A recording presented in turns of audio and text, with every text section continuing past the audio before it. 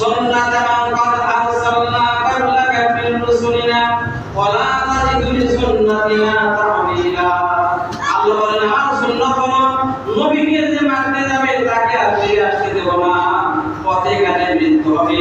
এটাই হলো আল্লাহর নীতি। আল্লাহর সুন্নাত হলো নবী রাসূল না পাঠিয়ে আল্লাহ কাউকে জাহান্নামে ফেলবেন না। আল্লাহ বলেন ওয়া মা কুননা মুআদ্দিবিনা হাত্তা নাবআসা রাসূলা।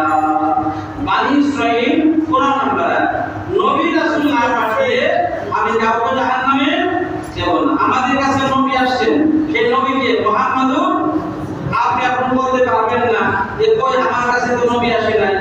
নবী আসার মানে এই নয় বাতাস যেমন আপনার শরীর লাগে নবী আপনার ঘরে ঘরে এসে বলবেন আমি নবী আমার মানেন, এরকম রাসূলুল্লাহ চলে গেছেন তার দায়িত্ব পালন করে।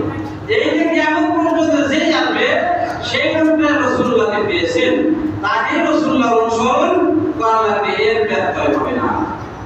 নবী ঘরে ঘরে যাবেন না, তার সময় তিনি দায়িত্ব পালন করে চলে গেছেন আর বলে গেছেন আমার পরে যারা আসবে আলেমদের দায়িত্ব থাকলো তারা এই ইসলামের দাওয়াত পৌঁছিয়ে দেবে। জোর করা দায়িত্ব না, পৌঁছিয়ে দেওয়ার দায়িত্ব, বলাটাই দায়িত্ব। কেউ না আসলে কিছুই করার নাই। কোরআনে লেখা আছে ওয়ালা তুসআলু আন আসহাবিল জাহিম, নবী জাহান্নামে যারা যাবে তোমাকে জিজ্ঞেস করা হবে না কেন ওরা জাহান্নামে যাবে, তুমি পৌঁছিয়ে দাও। না মানলে তারা দোজখে যাবে, এই ব্যাপারে তোমাকে পাকড়াও করা হবে না। নবী পৌঁছিয়ে দিয়েছে, লোকেরা মানে না, তারা জাহান্নামে যাবে, এর জন্য নবী দায়ী নয়, আমরা সেইটাই পৌঁছিয়ে দিলাম কোরআনের কথা।